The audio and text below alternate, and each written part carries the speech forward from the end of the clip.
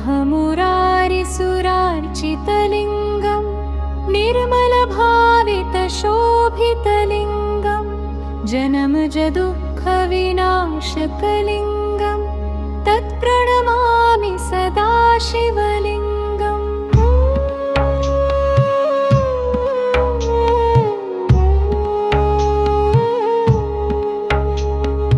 देवमुनिप्रवरार्चितलिङ्गं कामदं कारुणाकरलिङ्गं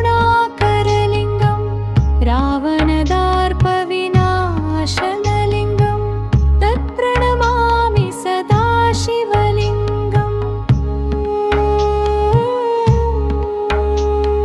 सर्वसमुद्भवकारणलिङ्गं बुद्धिविवर्धनकारणलिङ्गं सिद्धसुरासुरवन्दितलिङ्गं तत्प्रणमामि सदा शिवलिङ्गम्।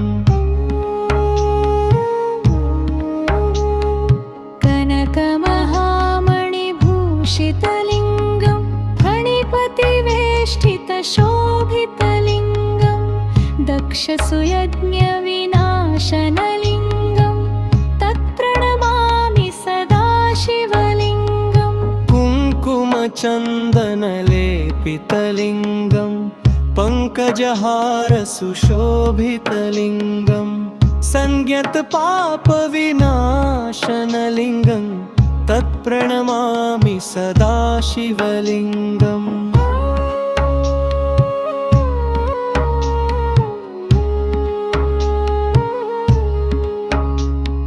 देवगणार्चितसेवितलिङ्गं भावैर्भक्तिभिरेव च लिङ्गं दिनकरकोटिप्रभाकरलिङ्गं तत्प्रणमामि सदा शिवलिङ्गम्।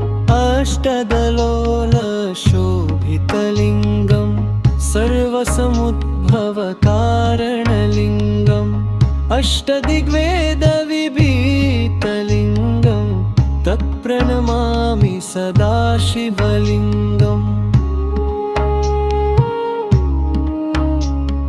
सुरगुरुसुरवरपूजितलिङ्गं सुरवनपुष्पसदार्चितलिङ्गं परात्परं परमात्मकलिङ्गं तत्प्रणमामि सदा शिवलिङ्गम्। लिङ्गाष्टकमिदं पुण्यं यः पठेत् शिवसन्निधौ शिवलोकमवाप्नोति शिवेन सह मोक्षम्।